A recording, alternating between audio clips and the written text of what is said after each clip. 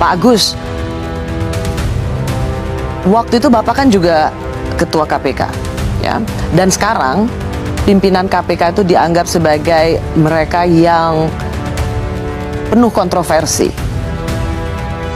justru dan dijadikan sebagai alat politik kekuasaan. Maaf, ini perlu saya ungkapkan karena semuanya harus jelas, dan saya pikir baru sekali ini saya mengungkapkannya di media yang kemudian ditonton orang banyak.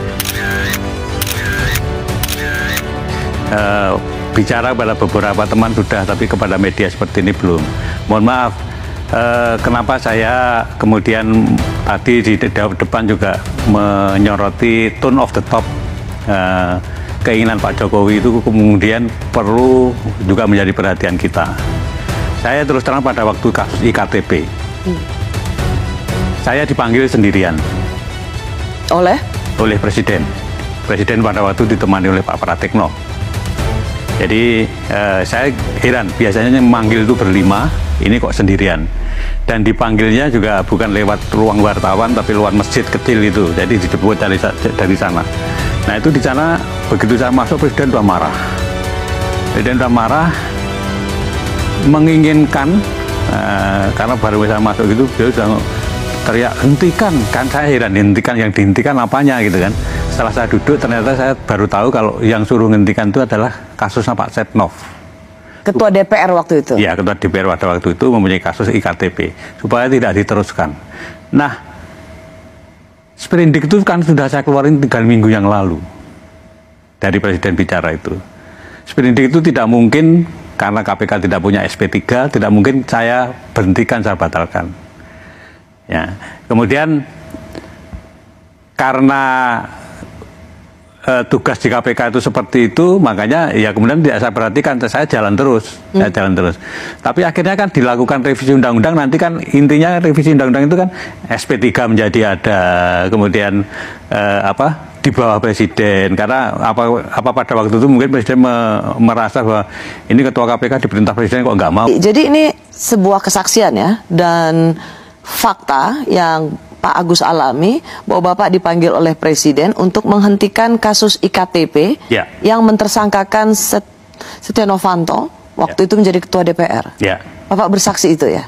Saya bersaksi. Saya bersaksi, dan itu memang terjadi yang sesungguhnya, saya alami sendiri. Saya awalnya tidak cerita kepada komisioner yang lain, tapi setelah beberapa lama itu kemudian saya cerita.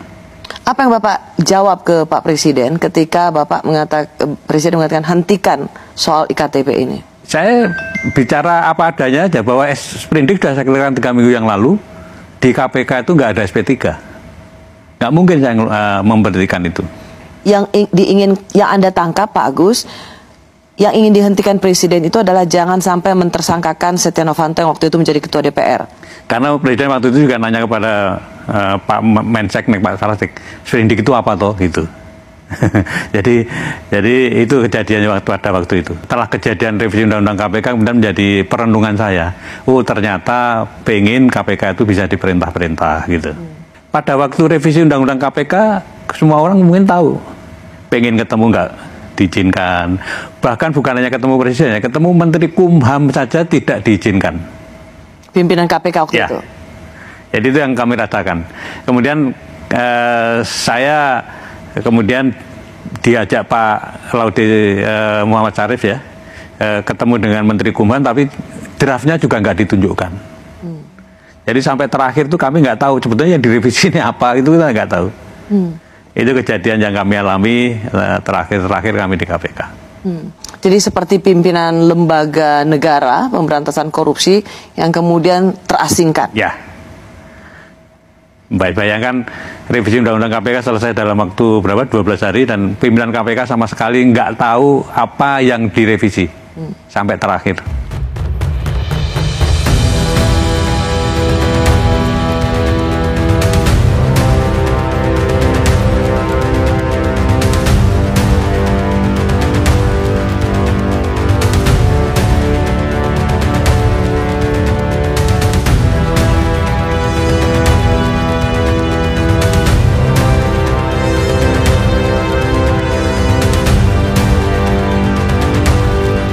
Terima kasih seluruh masyarakat Indonesia yang saya cintai dan banggakan.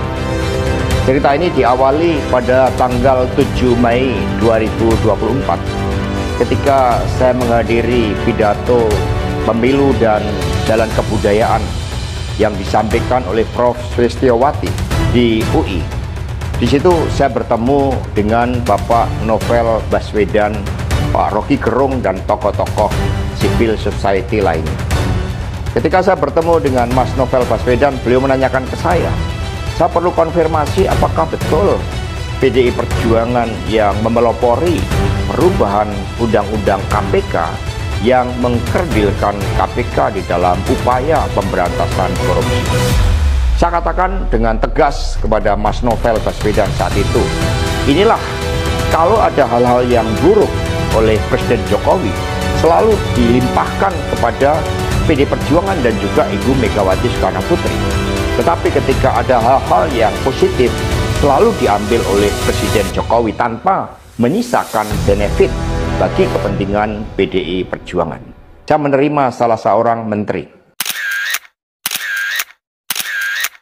Dan beliau mengatakan kepada saya bahwa sudah mendapatkan arahan dari Presiden Jokowi untuk melakukan revisi Undang-Undang KPK. Saat itu dijelaskan berbagai pasal-pasal penting, misalnya bahwa pimpinan KPK tidak otomatis bertindak sebagai penyidik.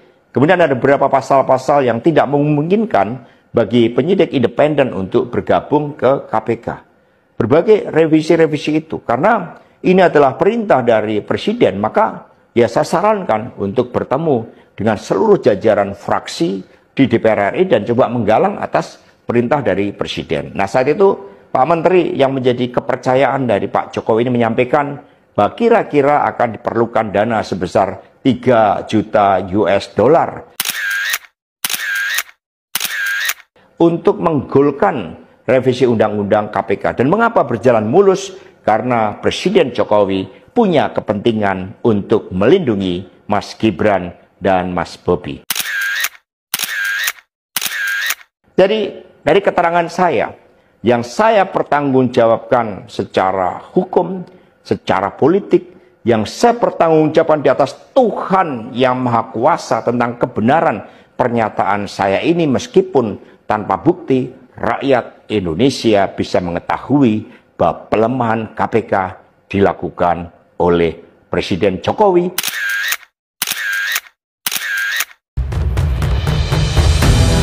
Dan UU tadi tidak ada niatan, kan dari Pak Asri kan menyatakan bahwa UU tersebut itu karangan cerita, semua orang bisa membuat karangan cerita. Udah, itu aja. Penegasan dari Pak Jokowi seperti ini. Saya kira itu aja. Berarti tidak ada untuk memuluskan Mas Gibran dan Mas Bobi waktu. Hubungannya apa? Coba pakai logika dong kita itu.